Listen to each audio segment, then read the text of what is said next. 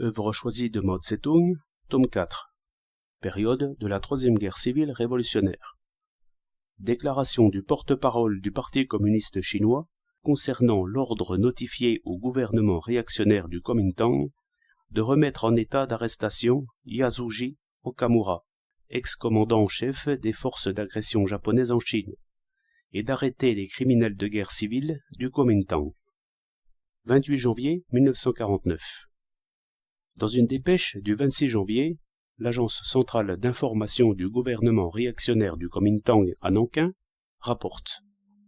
Un porte-parole du gouvernement a fait la déclaration suivante.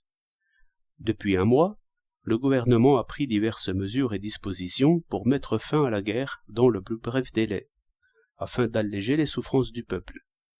De plus, le 22 de ce mois, il a officiellement désigné une délégation pour les négociations de paix, et attend dès lors que le Parti communiste chinois désigne ses délégués et convienne d'un lieu de rencontre en vue des pourparlers. Mais dans la déclaration radiodiffusée du Shenxi du Nord par l'agence Xinhua le 25 courant, un porte-parole du Parti communiste chinois, tout en exprimant le désir de négocier avec le gouvernement en vue d'un règlement pacifique, s'est répandu en insultes en se servant de termes absurdes. Il a ajouté que le lieu des négociations ne pourrait être fixé qu'après la libération complète de Peiping. Nous voudrions poser la question suivante.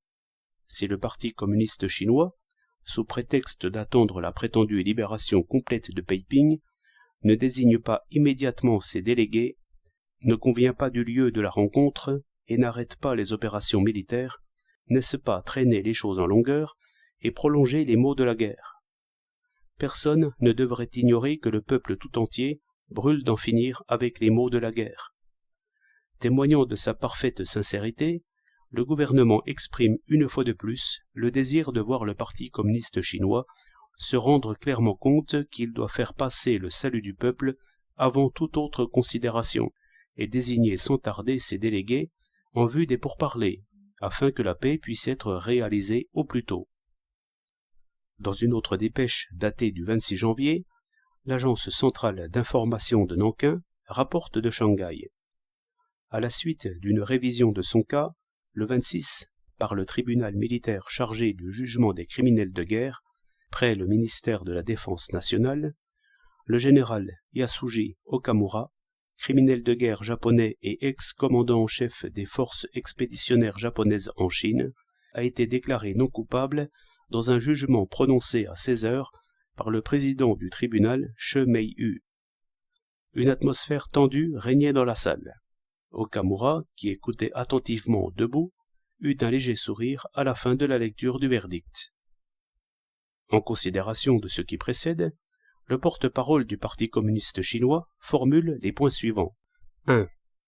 Le Parti communiste chinois et le haut commandement de l'Armée populaire de libération de Chine affirme qu'il est inadmissible que le tribunal militaire chargé du jugement des criminels de guerre, institué par le gouvernement réactionnaire du Kuomintang à Nankin, ait déclaré non coupable le criminel de guerre japonais, le général Yasuji Okamura, ex-commandant en chef des forces expéditionnaires japonaises en Chine, qui est le plus important des criminels de guerre des forces expéditionnaires japonaises d'agression contre la Chine. Après d'innombrables sacrifices en vie et en biens durant les 8 années de la guerre de résistance contre le Japon, le peuple chinois a finalement remporté la victoire et capturé ce criminel de guerre. Il ne permettra jamais au gouvernement réactionnaire du Kuomintang à Nankin de le déclarer arbitrairement non coupable. Le peuple tout entier, tous les partis démocratiques et toutes les organisations populaires, de même que les patriotes au sein des différents organismes du gouvernement réactionnaire du Kuomintang, doivent s'élever immédiatement contre l'acte criminel de ce gouvernement, qui trahit les intérêts nationaux et collabore avec les militaristes fascistes japonais. Nous donnons à ces messieurs du gouvernement réactionnaire de Nankin cet avertissement sévère. Vous devez immédiatement remettre en état d'arrestation Yasuji Okamura et le réintégrer sans faute en prison. Ceci est intimement lié à votre demande de négocier avec nous. Nous considérons que tous vos agissements actuels ne sont qu'une tentative de faire, sous le couvert des négociations de paix, de nouveaux préparatifs de guerre, desquels fait partie votre complot d'inviter les réactionnaires japonais à venir en Chine et à se joindre à vous pour massacrer le peuple chinois. C'est dans ce but que vous avez mis en liberté Yasuji Okamura. Aussi ne vous permettrons-nous absolument pas d'agir de la sorte. Nous sommes en droit de vous ordonner d'arrêter à nouveau Yasuji Okamura, que vous aurez à remettre à l'armée populaire de libération, au moment et au lieu que nous vous indiquerons. Quant aux autres criminels de guerre japonais, vous les garderez provisoirement en détention, en attendant de nouvelles instructions, et il vous est défendu de relâcher arbitrairement ou de laisser s'échapper aucun d'eux. Quiconque enfreindra cet ordre sera sévèrement puni. 2. La déclaration du 26 janvier du porte-parole du gouvernement réactionnaire du Kuomintang à Nankin nous a appris avec combien de vivacité, d'ardeur, d'insistance et d'empressement vous demandiez, messieurs de Nankin, des négociations de paix, par unique souci, paraît-il, d'écourter la guerre, d'alléger les souffrances du peuple et de faire passer le salut du peuple avant toute autre considération. Elle nous a aussi appris à quel point, par contre, le Parti communiste manquait, selon vous, de vivacité, d'ardeur, d'insistance et d'empressement à répondre à votre vœu, qu'il n'arrêtait pas les opérations militaires et que c'était là vraiment traîner les choses en longueur et prolonger les maux de la guerre. Nous vous le disons franchement, messieurs de Nankin, vous êtes des criminels de guerre, vous passerez en jugement. Nous ne croyons pas à vos déclarations sur la paix et la volonté du peuple. Vous vous êtes appuyés sur la force des États-Unis, vous avez violé la volonté du peuple, déchiré l'accord de trêve et les résolutions de la conférence consultative politique, et déclenché cette guerre civile antipopulaire, antidémocratique et contre-révolutionnaire, d'une cruauté sans pareille. Vous faisiez preuve alors de tant de vivacité, d'ardeur, d'insistance et d'empressement que vous n'avez voulu écouter les conseils de personne.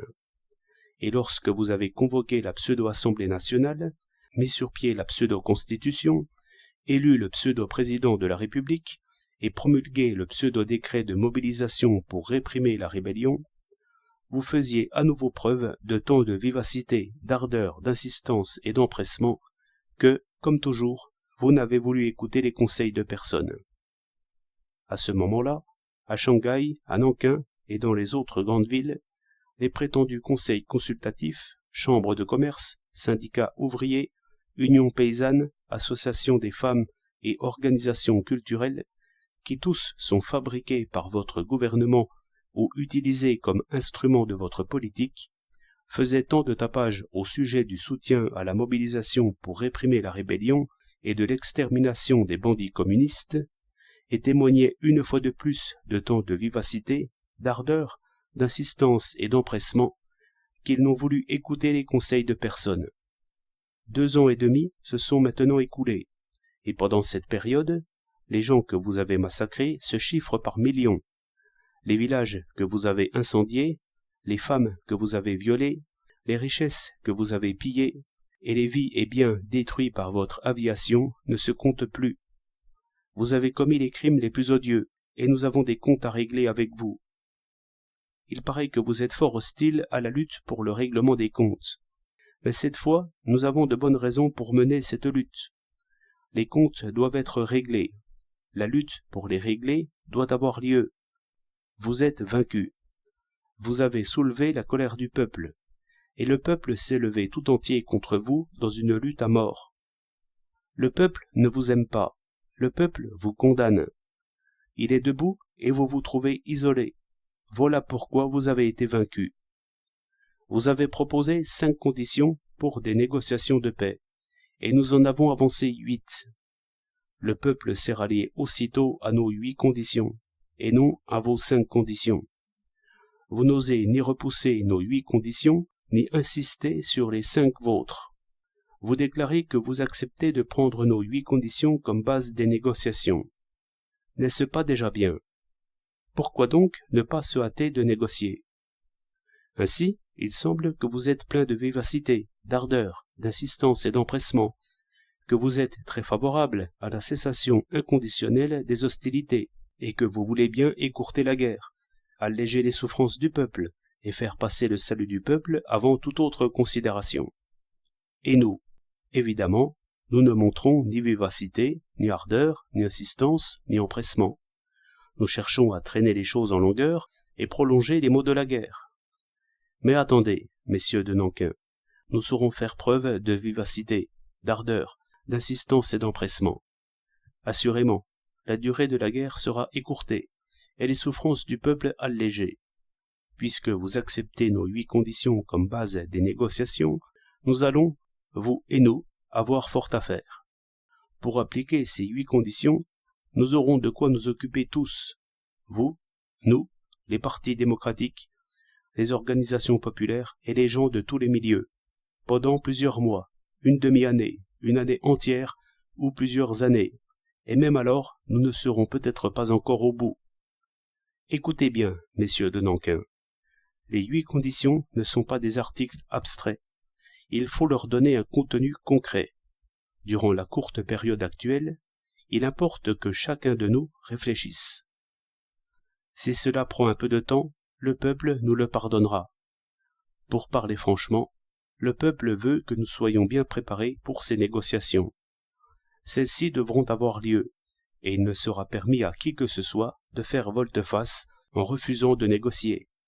C'est pourquoi vos délégués doivent se préparer à venir. Mais nous avons encore besoin d'un certain temps pour achever nos préparatifs et nous n'admettons pas que les criminels de guerre nous imposent la date des négociations. Nous sommes en train de faire un travail important avec le peuple de Peiping. Le règlement pacifique de la question de Peiping sur la base des 8 conditions. Les hommes que vous avez à Peiping, tels que le général Fo Tso-yi, participent également à ce travail, que vous approuvez dans le communiqué diffusé par votre agence d'information. Cela va non seulement nous pourvoir d'un lieu pour les négociations de paix, mais encore fournir un exemple de solution pacifique pour Nankin, Shanghai, Wuhan, Xi'an, Taiyuan, Queisui, Lancheo, Tihua, Chengtou, Kunming, Changsha, Nanchang, Hangzhou, Fuzhou, Canton, le Taïwan, l'île de Hainan, etc. Ce travail est donc louable, et vous autres, messieurs de Nankin, vous ne devez pas le prendre à la légère. Nous sommes en train de discuter, avec les partis démocratiques, les organisations populaires et les démocrates sans parti de nos régions, ainsi que des vôtres, de l'établissement d'une liste de criminels de guerre pour mettre au point les détails concrets de la première de nos 8 conditions. La publication officielle de cette liste ne va sans doute pas tarder. Comme vous savez, messieurs de Nankin, nous n'avons pas encore eu le temps de discuter cette liste avec les partis démocratiques et les organisations populaires et de la publier officiellement. Veuillez donc nous excuser, s'il vous plaît. La raison en est que votre demande de négociation de paix est venue un peu tard. Si elle était arrivée plus tôt, nous aurions peut-être déjà fait les préparatifs nécessaires. Cependant, vous n'êtes pas sans avoir quelque chose à faire. Outre l'arrestation du criminel de guerre japonais Yasuji Okamura, vous devez procéder immédiatement à l'arrestation de toute une bande de criminels de la guerre civile, et en premier lieu de ceux qui se trouvent à Nankin, Shanghai, Fenghua et au Taïwan, parmi les 43 criminels de guerre figurant dans la déclaration faite le 25 décembre 1948 par une personne autorisée du Parti communiste chinois. Les plus importants sont Chiang Kai-shek, Te Wei-sung, Chen Cheng, Ho Ying-kin, Ko Chou-tong, Cheng Li-fo, Chen Kuo-fo, Cho Kia-hua, Wang She-kie, Wu Kuo-chen, Tai Chuang-sien, Dong En-po, Chou Che-jiao, Wang Shou-ming et Kuei Yong-tsing. Parmi ces derniers, Chiang Kai-shek est d'une importance toute particulière. Ce criminel s'est enfui à Fenghua, et fort probablement il cherche à s'enfuir à l'étranger et à se placer sous la protection de l'impérialisme américain ou britannique. Vous devez donc l'arrêter au plus vite et non pas le laisser s'échapper. Vous porterez l'entière responsabilité de cette affaire.